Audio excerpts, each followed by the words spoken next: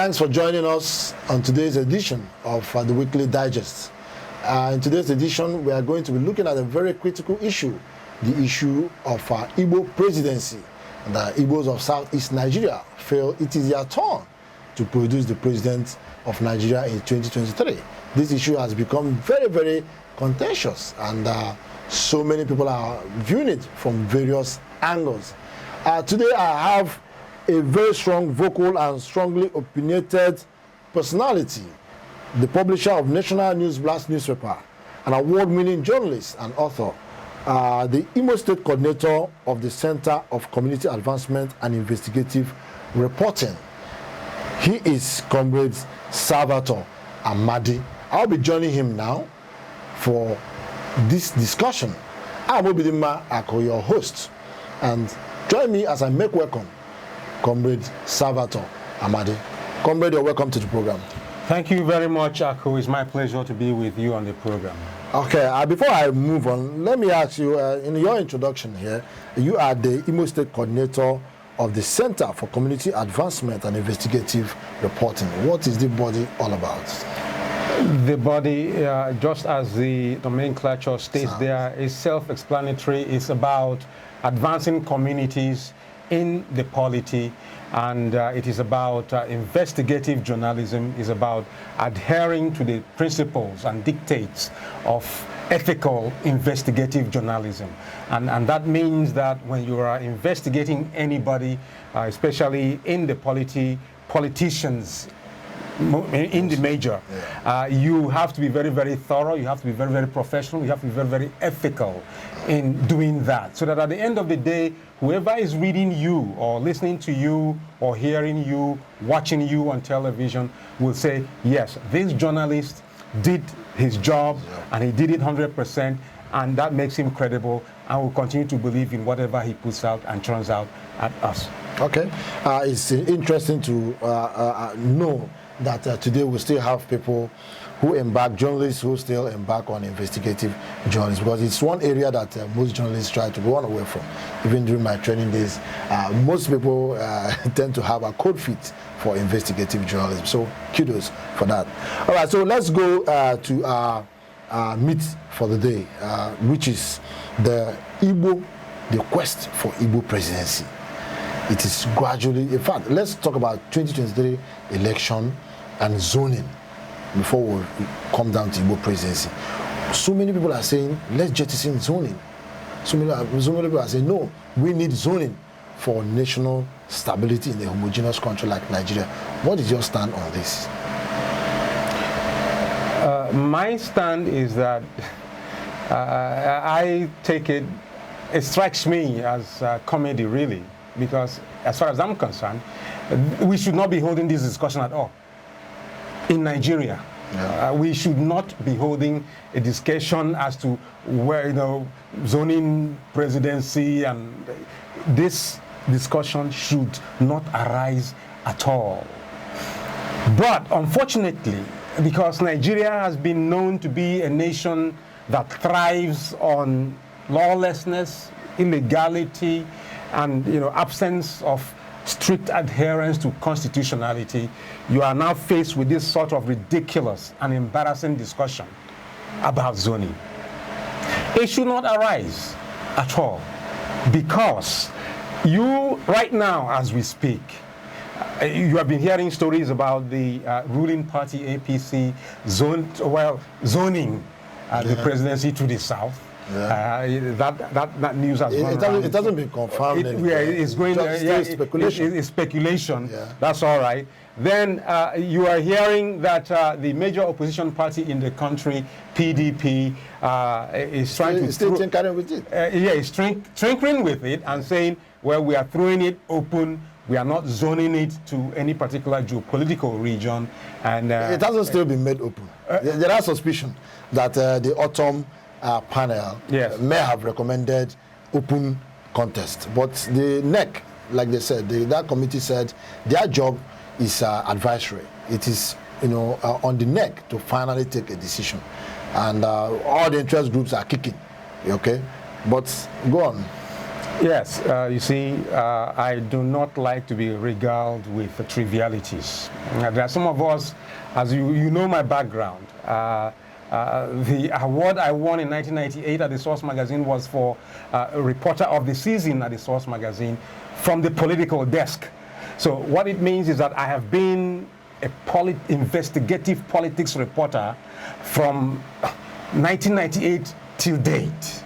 And what that tells you is that when you spend so much time investigating politics and politicians, you can predict it accurately. You cannot be fooled by all the shenanigans, from politicians. Yeah. The truth of the matter is that the People's Democratic Party has thrown open that presidential ticket to all comers in the party.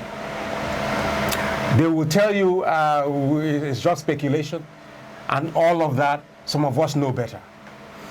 And they have come to say at the very highest level that we think that if we leave it open, actually at the end of the day, we are likely to come out with a candidate from the northern region of Nigeria because we feel they have the numbers to win election. We don't have the numbers here in the south, and specifically the southeast, for a southeast person to emerge as president, that we don't have the numbers. Is that not what you have been hearing?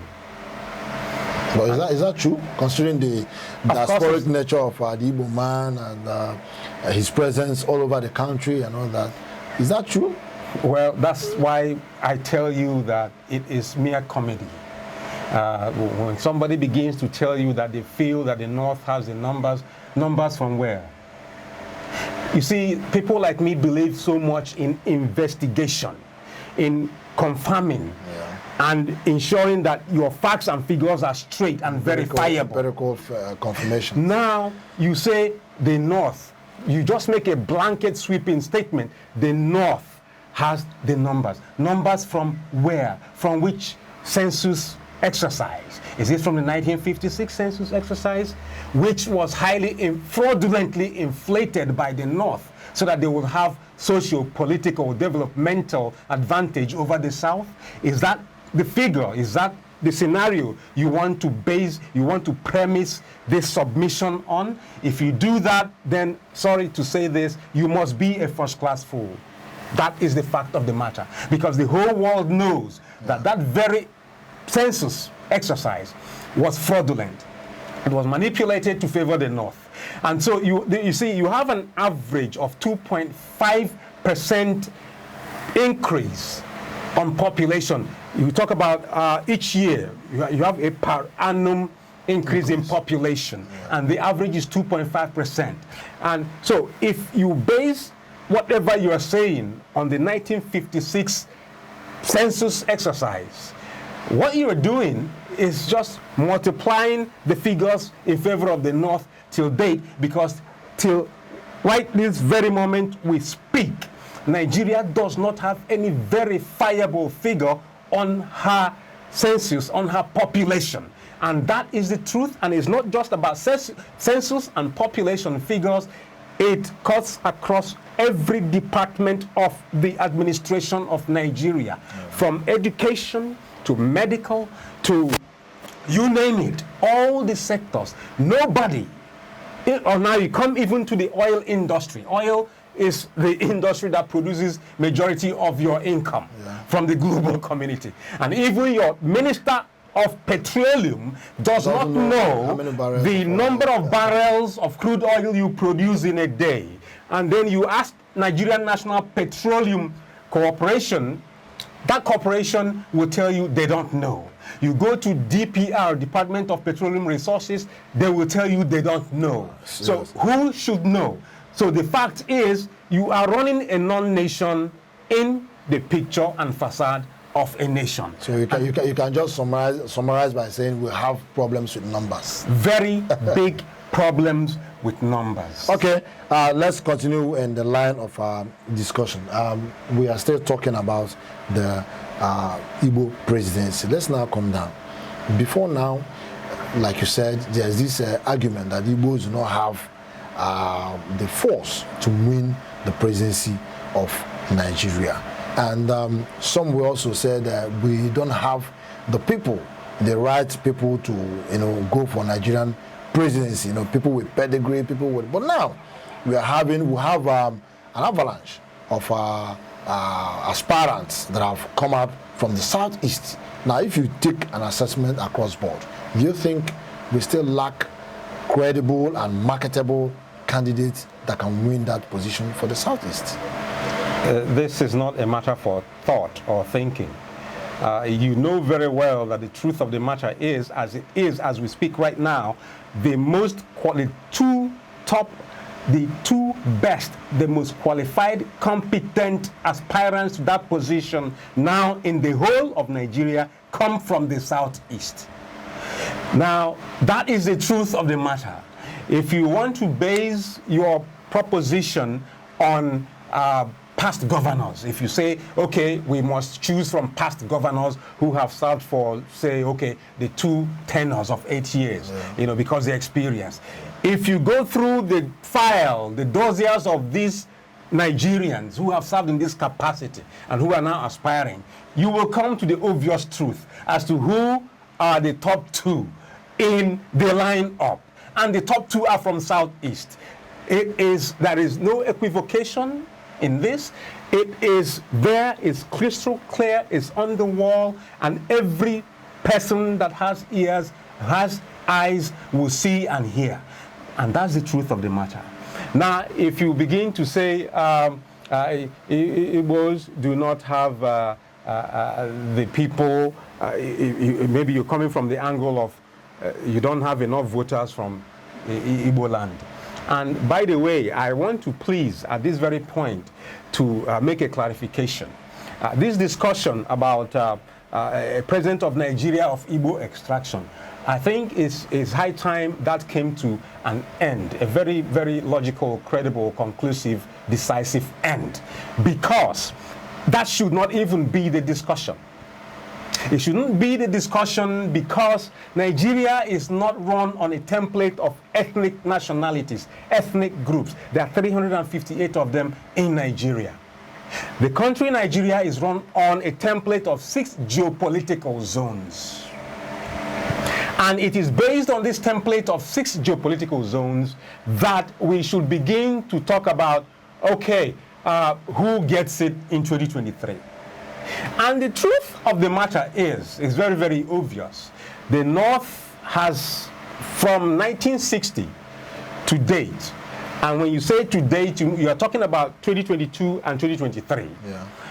What you will arrive at is a figure of 16 years, 9 months that Nigeria has been presided over, either through military heads of state or elected heads of state of Nigeria over a period of 63 years from 1960. For southern Nigeria, 16 years and 9 months. For northern Nigeria, 46 years and 3 months. That is times 3 of what southern Nigeria has brought up. Yeah, but if you still come by the template of 6 geopolitical zones. Yes.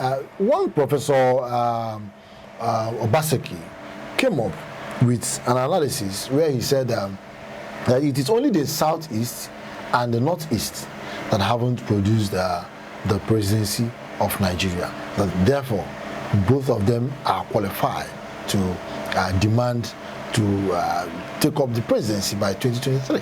That is fraudulent, manipulated blackmail. I repeat, fraudulent, manipulated blackmail. Why? Because Nigeria ab initio from 1914 was, well, let me just say, it was concocted into a nation. 2 different regions, southern Nigeria, southern protectorate, northern protectorate. And so you must begin to see, if you're honest with yourself and you're not deceiving yourself, you are not a one self-deceptive person, and you are not criminally fraudulent, you must tell yourself that everything that happens in Nigeria that has to do with sharing of goodies, quote and unquote, must be along the line of southern Nigeria, northern Nigeria. So the man talking about Northeast is deceiving himself and trying to deceive Nigerians. You don't do things that way. You have two twin brothers, Siamese twins, and they are sharing their father's inheritance into 50-50. So you give 50 to the south, 50 to the north. And I'm telling you now that the north has over-enjoyed the excesses of whatever has accrued from this fraternity called Nigeria. Yes, but even by that his analysis, some people have also picked holes in his analysis, because they say that Abubakar Tafawa Balewa is from the northeast. And is it not Bauchi State? Yeah, Bauchi State. So, yes. And that he served for about 5 years before he was toppled by the military at that time. No, please, hold on. It's 6 years. 6 years. 6 years. And you see, I didn't want to get into the, Bauchi State Northeast thing, because I want to concentrate on southern Nigeria and northern Nigeria. Northern Nigeria. Okay. When I made my calculations and told you something about 46 years and 3 months for northern Nigeria, yeah. Tafawa Balewa was factored into my calculations. Okay? Yeah. So how do you come about telling me that you are my twin brother? We are all equitable in everything. We are just and all of that in our sharing of our father's property. Then all I'm getting is 16 years 9 months, yeah. And you are getting 46 years and 3 months, and you say we are brothers, and when you answer one Nigeria, I should join you in saying two of us are twin brothers, one Nigeria. Please, somebody should be more serious than okay, this. so let's come home a bit now, because there's an Igbo adage that says after counting by the fathers, then you go to the mothers. Assuming you come to a polygamous family, after checking the relations at the father level, then you come to the mother level also. So now let's come down to the south of Nigeria. The southwest, they've had a shot at this via Obasanjo, 8 years. And then the south, because the south now is made up of 3 geopolitical zones. The south have also had their shot. And the southeast is saying they are the people who've not had this shot. Now, some of the people clamoring for southern presidency are still talking about this going to the west, or even going to the south, because we've had aspirants spring up from the southwest and the south. Comical interlude. When you have an event, maybe wedding or burial or whatever, at a point you have what you call an interlude, where you take a break and you tell either a musical group or a comedy group to perform, to entertain the people, just to put them in a lighter mood. Some will be laughing, and you have comic strips, you have stand-up comics who crack jokes and people laugh and all that. Then you go back to the main program. That's all I see all of this as. Comical interlude. At the end of the day, the truth will come out. They know that when you come to the south, what you have said, south has had it, southwest has had it, and it is now remaining southeast. So automatically it is southeast that this thing should come to. They all know it. And let me tell you something. Now if you're talking about southwest, maybe you are thinking about people like Bola Ahmed Tinubu and Oshibanjo from the south. Yes, I was going to come to that, because in Nigeria, do you think truth is something that Nigerians can, readily and at all times uphold? Because if that is the case, why would someone like Tinubu, come up, and then Wike is also coming up in the south? And if you say it looks comic, do you think the way they are going about it is comedy? They look serious. No matter how serious they are, at the end of the day, they'll come to realize that they are just comic strips, and they are, just jokers. It's a theater of the absurd. That is what is playing out. Now listen, do you know where I was on Tuesday, November the 3rd of 1998? You wouldn't know. You cannot know. I was at the residence of Olusegun Obasanjo in his Ota farm. I was in his sitting room That was the day he made a statement talking about historical political watershed, declaring for presidency of Nigeria. Do you know what greeted me in Olusegun Obasanjo's sitting room? Rats, lizards, damaged, dusty seats with holes, cloth, covering the seat. Yeah. Holes in the seats. That's the level of disuse in that place. That is the level of what you call degeneration of an environment. And as I was sitting waiting for Obasanjo to come out and then usher us, because I went there to represent my editor-in-chief at Obasanjo's declaration, that invitation was signed by Onyema Ugochukwu for Quadrant, sister company of Inside Communications. So I left Lagos, the source man. I went to Otafam to represent my media house as a politics editor of that magazine. And when I got there, when Obasanjo finally came out, I could see that this was a man who was already teleguided from somewhere. There was no focus. It's just like, oh, somebody tapped here and said, okay, you have to contest, you are going to win, go. That was the comportment. That was his disposition. As I just watched him, as he led us to the area in front of his mini hotel of sorts, guest house, at his farm there. They set up tents and journalists lined up. All the journalists, the very senior journalists they invited, they all lined up. And I refused to sit with the journalists. And I'm not talking about journalists. I'm talking about editors, very senior, editors-in-chief and the rest of it.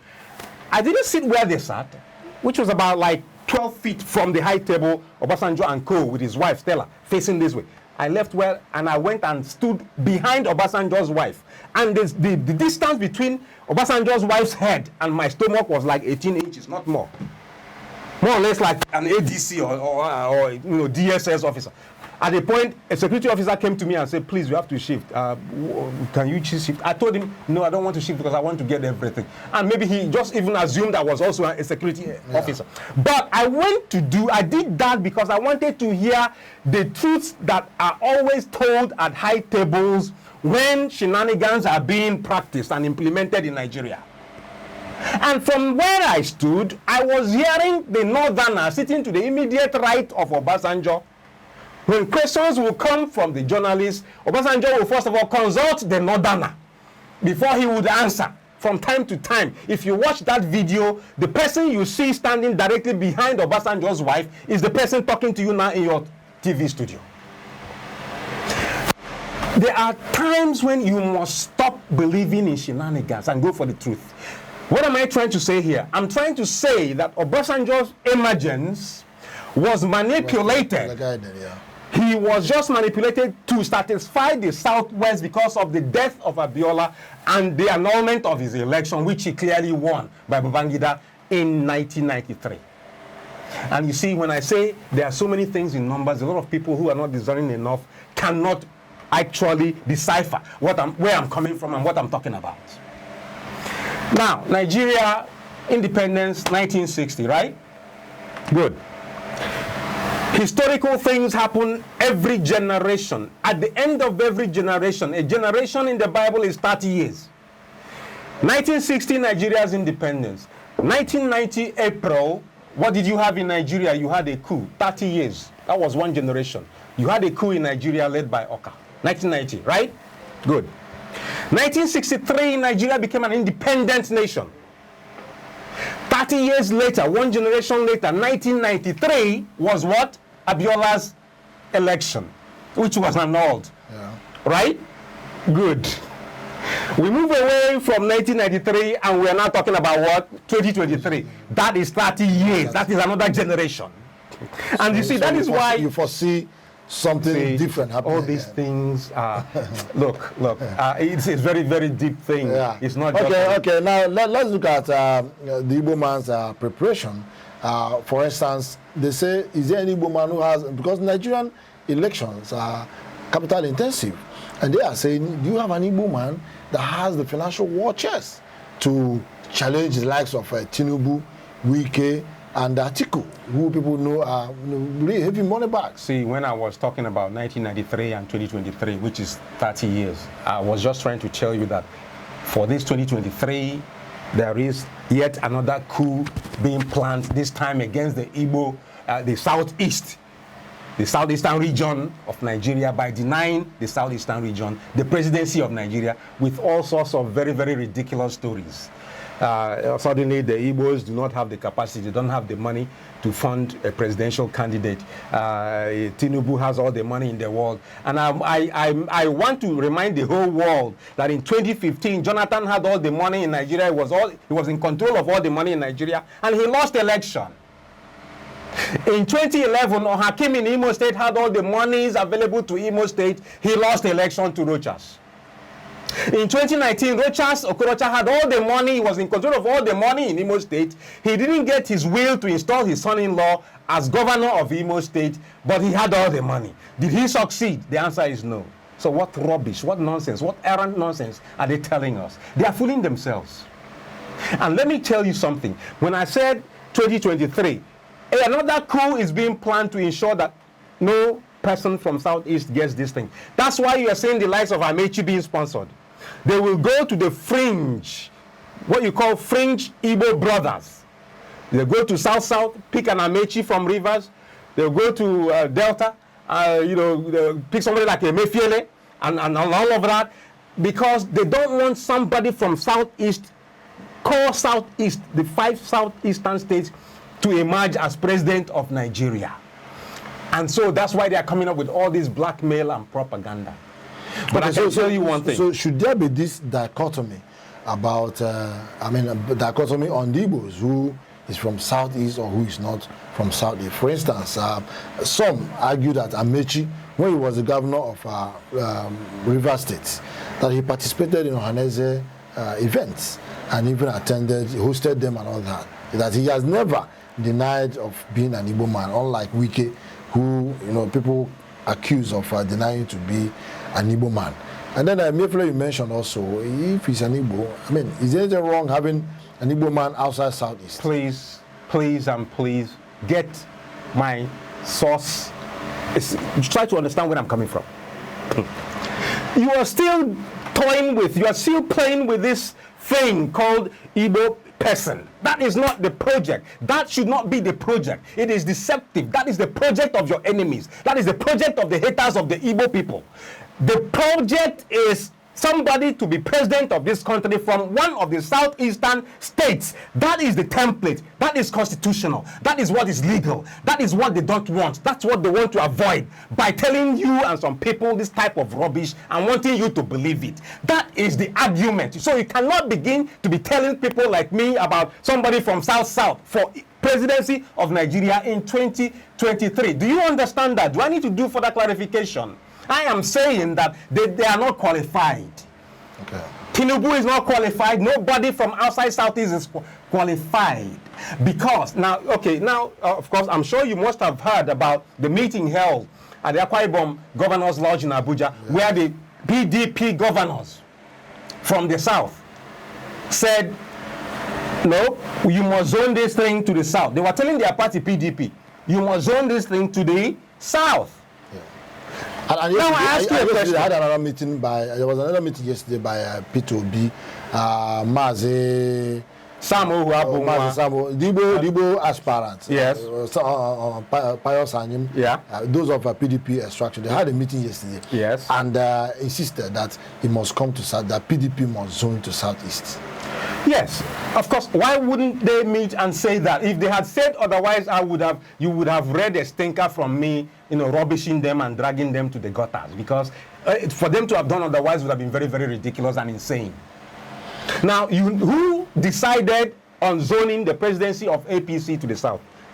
Who decided that? Who took that decision? Was it not APC governors? It was. If you don't know, it was APC governors that took the decision to zone, because they know that that is the only direction to go now for them to think of victory.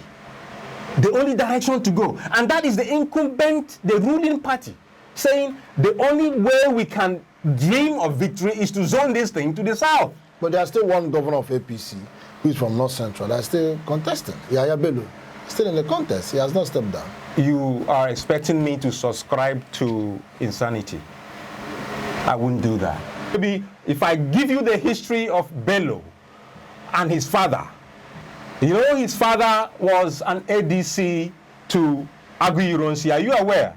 His father was, yes. You see, a lot of things, that's the benefit of investigative journalism. His father was one of the ADCs to Aguiyi-Ironsi when Aguiyi-Ironsi was killed. And I can tell you that actually the truth of the matter is his father played a role in ensuring that Aguiyi-Ironsi's Air Force ADC was not killed that very day because of their camaraderie. All of them, you know, they were colleagues. Okay, so he saved the life. He was supposed to shoot. They were supposed to shoot the guy. All right, but because of that, he now went and just deceived them and told them the guy had disappeared. That he told him to run into the bush and, you know, find his way, and he just shot into the air, and the guy just went. The guy is from he was a senator. Yeah, he's from Ebonyi State. Yes, wow. So a lot of things. But as far as Bello is concerned, what records has Bello to give us? The fourth estate, the journalists of this country, to convince us to recommend him to Nigerians to vote him as even vice president in this country. What records? Or don't you know the records of the state he's governing now, Kogi State? You don't know the records, the socio-economic indices of that state? We know. Okay, all these are games they are playing.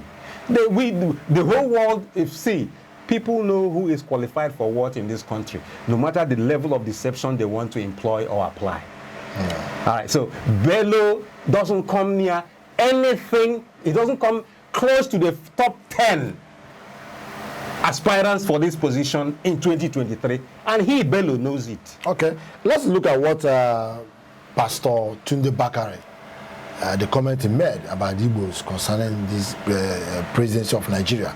He claimed that Igbos were caused by Tafawa Balewa, you know, when he was killed via the 1966 coup. Did you hear about that? And what do you think?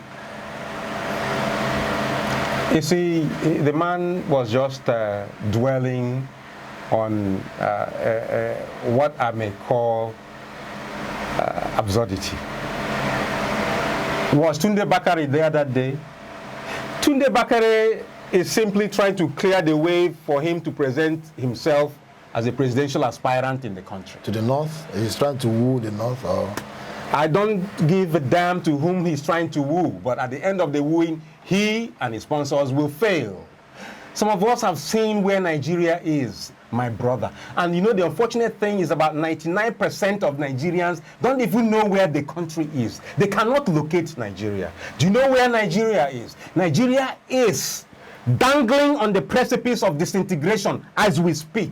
One little slightest inch move in the wrong direction, the country goes boom, bang, disintegration, buai. And what you see, the country is blown into smithereens, and it will be to your tents, O Israel. So you cannot begin to talk about such things when I'm supposed to be discussing serious issues. Okay. That is the truth of the matter. Some of us know better. And it's because some of us know better, that's why some of us are laughing at what is going on. At the end of the day, you will see a repetition of 1999 when Ojozo Kalu went and told Ekwueme Alex, who was the founder of G34, please, elder brother, don't contest, don't waste your time, don't waste your resources. This thing has been settled. It has been settled for the unity of Nigeria to calm frayed nerves about Abiola's death. Don't even bother. This thing has been concluded. That was Ojozo Kalu. Ojozo Kalu told me this in his house in Abuja, which is just a stone's throw from Aso Villa. If you know where Ojozo Kalu lives in Abuja, he told me this in his house. You see, there are certain things. Now he's running for presidency. Is he going to be visited by this stand he took in 1999 or 98? Is he going to be visited by the stand he took? Yeah. Are the Igbos going to visit him by that stand? That stand, was it fair to the Igbos? Or? You see, the thing is that Ojozo Kalu was privy to all the information, all the whole arrangement being made to ensure that Obasanjo Okay, in March. so what he gave Ekweme was a tip. He just gave him, yes, an expo. Yeah. And he even he brought $1 million and, you know, donated. He and Babangida was communicating with him throughout. And he was, so, you know, he's very, very close to Babangida. Yeah. So from, you know, the information, he knew what was going to happen. So he was even trying to advise a brother, don't go wasting your efforts. This thing has been concluded. And when I say there will be a repetition of that, that is what is going to happen. And this repetition is not just about 1999. It is a case of, look, okay, so it happened in 99. And what do you know what happened here in 2007? Fine. Who are the top 3 presidential aspirants, candidates in Nigeria in 2007? Who are the top 3 in 2011? So why would it now come to the turn of the Southeast and you begin to shift the goalpost in the middle of the game?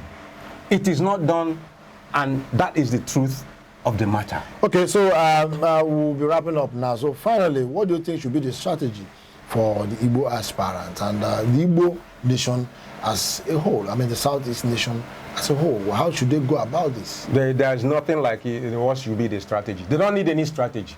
They should just wait and watch Nigeria either sink or swim. Let Nigeria take the decision to now declare to the world that the Southeast, or as most of you like to say, the Igbos, are no longer part of the country by denying this Southeastern region the presidency of the country that is due to them. I'm not a governor, I'm not a member of PDP, I'm not a member of APC, but a governor from the platform of PDP told the world, listen, we want this thing to be zoned to the south. And somebody now said, what if it is better to zone it to the north so that you can secure victory? You know his answer. You have not told me why you feel that this zoning it to the south cannot secure victory. So let us stop fooling ourselves. Okay, thank you, Comrade Salvatore Amadi.